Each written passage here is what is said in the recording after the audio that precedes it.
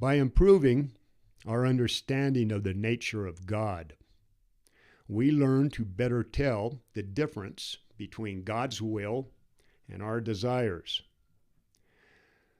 When we know that God's nature is ultimate love, mercy, and forgiveness, when we know that each of us are special and unique in creation, and that the entire celestial host has been brought forth to aid each of us in our progressive ascent to God, our mutual Father, then we know that anything contrary to that divine nature is false.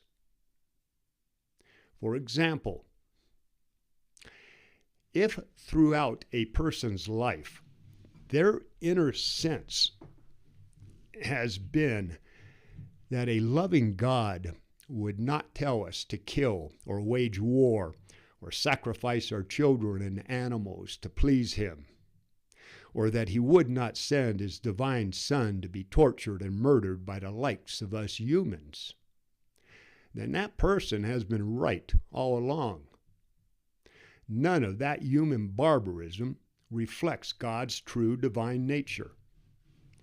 All of those are false teachings used to control us and ultimately to harm God.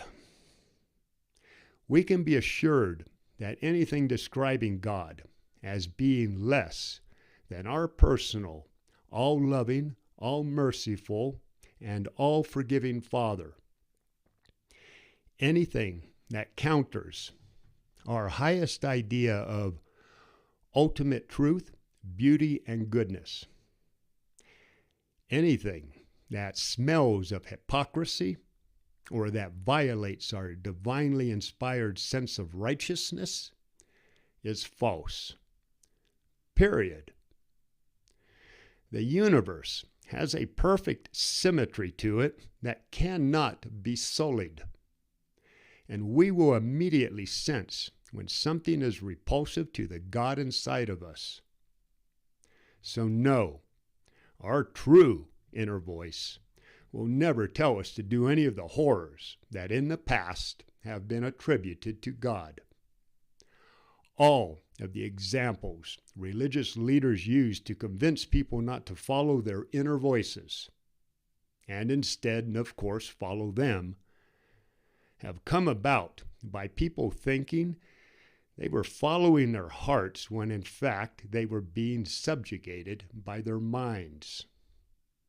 And that mental dominance was only able to happen because the truth of God being inside of them and his loving, merciful, and forgiving nature had been hidden from those people.